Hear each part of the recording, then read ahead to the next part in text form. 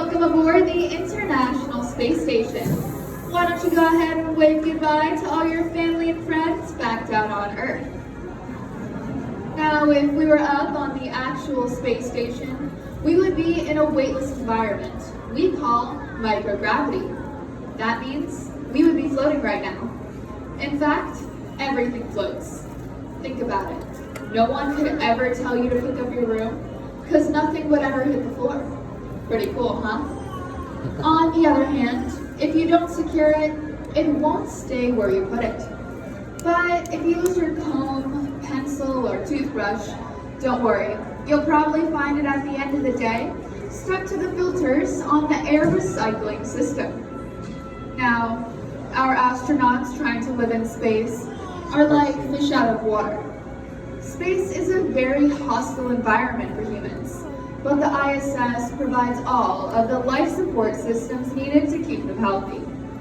So let's say you've come in after a long day of spacewalking and you want to get some sleep. But if you just drifted off, you'd be drifting off all right. She would be floating about the module, bumping into switches and other astronauts. So here on the ISS, we provide each astronaut with their own sleep restraint unit. Let's tuck you into bed.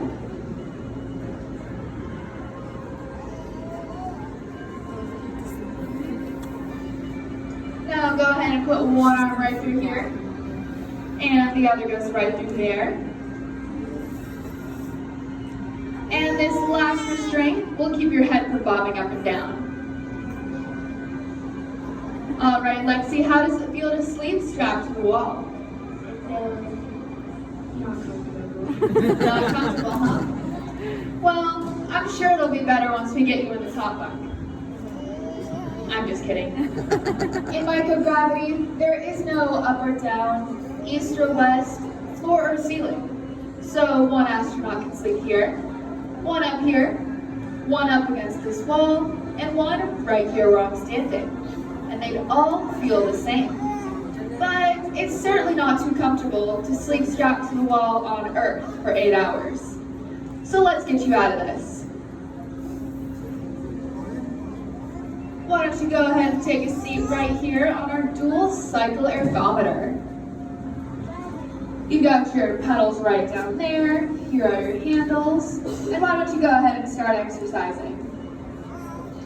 Now, one of the negative effects of living in space is that microgravity causes a loss of muscle mass and bone density. It's sort of like having an accelerated aging process. So, to counteract this, our astronauts exercise 2 hours a day and 7 days a week.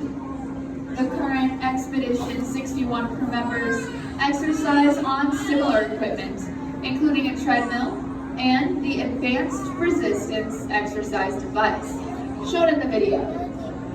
All right, Lexi, you've got 1 hour and 58 minutes left of exercising, so keep on pedaling. All right, I think that's enough for you today. You can come right over here. And I've got a quick question. What do you think this right here is? Toilet. That's right. Ladies and gentlemen, the moment you've all been waiting for, the waste hygiene compartment, or space toilet. Now, typically on the ISS, there would be a privacy panel covered over this area. But in the interest of public education, that panel has been removed. Lexi, why don't you go ahead and demonstrate for us? Oh, I keep thinking of toilet in space. All right, I guess I'll explain how it works instead.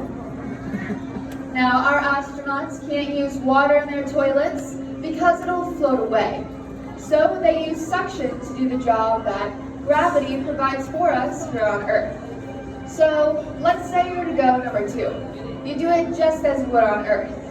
You would lift up the toilet seat, and there's a hole at the bottom. Now, that hole is very small, so it is very important to be right on target. Once you're in the right spot, you press a button at the back, which will start the suction, and then you go.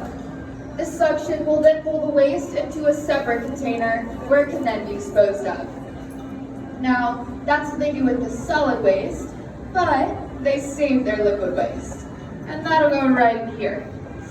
It's very important to remember that in space, water is a very valuable commodity.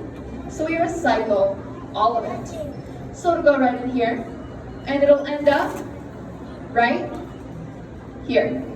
That's right, our astronauts recycle their water and drink it again and again and again. How's that for a refreshment? Do you want to try it? No? All right. Not only are we recycling water in a closed-loop system to help our astronauts travel further in space, but we also have this technology here on Earth, not just to recycle, but to purify water and help save lives. All right, Lexi, why don't you go ahead and follow me right over here to the galley area.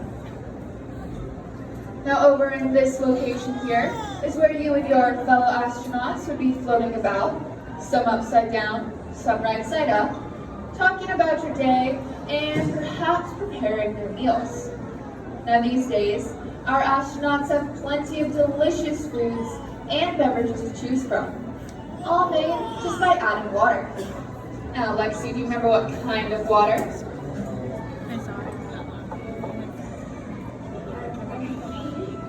Right, recycled water. Just add water and enjoy. But as I said before, if you don't secure it, it won't stay where you put it. And the same applies to your food. But luckily, here on the ISS, all of your food packaging has Velcro on it. And also, many of the surfaces on the ISS have Velcro on it as well. So here you go, Lexi. Want to go ahead and put that package right here? Perfect. Now, so far, you have demonstrated sleeping, exercising, going to the bathroom, and now food preparation. And there's just one last part for your astronaut training for today. Now, the ISS isn't just a place to live. It's also a unique space laboratory built to do experiments that could not be done here on Earth. And today, you're going to demonstrate how we do scientific research on the ISS. So go ahead and stand right up against this panel right here. Perfect. Now I'm going to get your scan ready. All right. It is very important that you stand very still. This might hurt a little bit. It also may leave a very small, permanent mark.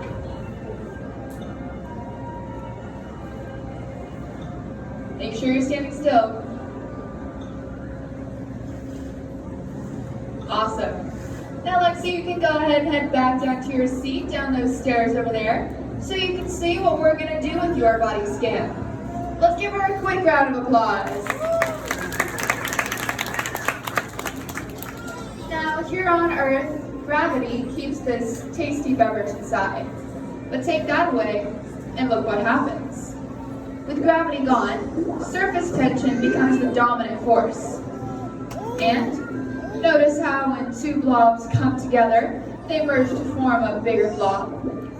Well, this is because physics appears to behave very differently in microgravity. And when the water comes in contact with an absorptive surface, like this towel over here, a powerful wicking action sucks it in, sort of like a sponge. All right, where's my volunteer? There you are. It seems your body scan is finally coming up on the big screen, so I'm going to pull that up for you. There we go. It looks just like you. Now, here's what happens to your body in microgravity. All of the fluids in your arms and legs move up. This makes your face puffy and legs thin. Our astronauts came up with a highly scientific name for this process. They call it chicken legs. In addition, your bones will lose calcium, and your spine will grow 2 inches. Also in microgravity, your heart will shrink just a little. But once you return back down to Earth, it will gradually return to normal. But with the calcium loss, among other things, recovery is a bit more difficult. And this is why our astronauts are willing test subjects to help us understand how reduced gravity will affect our long-distance space travelers. In other words, we must invent a way to prevent osteoporosis before we go to Mars. Now, biological processes aren't the only things that behave different in microgravity. Chemical reactions behave different as well. Check this out. Try combining large amounts of lead and tin. The lead is heavier than tin, so it sinks to the bottom, while the tin rises to the top. They don't mix. They separate like oil and water. But in microgravity, lead and tin can easily be mixed, creating a new alloy that can be used for many different things, including electronic parts for your computer or mobile phone. In addition, the microgravity environment on the ISS provides a unique laboratory for medical research and development. So, let's say you're a scientist and you're studying a nasty bugger disease. Well, you would want plenty of cells to experiment on, right? The only problem is, in gravity, living cells don't get very large outside the human body before their own weight crushes them. They die. But in microgravity, living cells thrive. They grow larger, quicker, and in 3 dimensions. That's a huge medical breakthrough.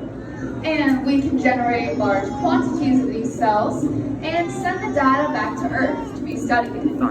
This can lead to amazing advancements in disease control, genetics, biochemistry, and organ transplants. All because of our microgravity laboratory here on the ISS. It's just amazing what we can discover next. Now, as you have seen, the International Space Station has already helped to better our lives here on Earth. But what it offers our future is even more exciting.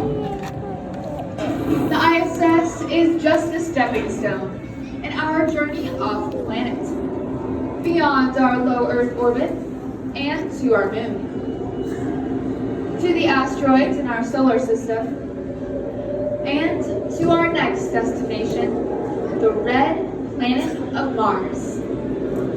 We even hope to explore the billions and billions of stars beyond. And who knows, maybe our future explorers are sitting in the audience right now.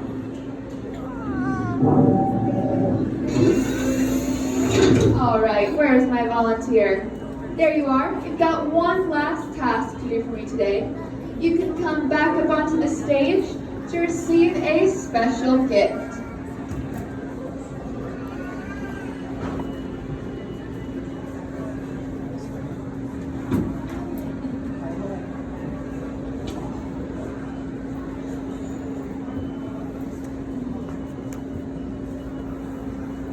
All right, Lexi, now I do recall that you really wanted to try the recycled urine, correct? Right? Yes? Awesome. And finally, we have a picture of one of our astronauts here at NASA. This is Pamela Melroy. She flew on 3 space shuttle missions, and since she's been to space, she has experienced everything you have demonstrated here today. And finally, if you would take a bow for our audience, let's give Lexi one last round of applause. Thank you so much for joining me here at Living in Space. If you wish to learn more about the space station, feel free to visit the exhibits surrounding this stage. If you have any questions, they'll be at the foot of the steps. Thank you so much for coming and enjoy the rest of your day here at Space Center Houston.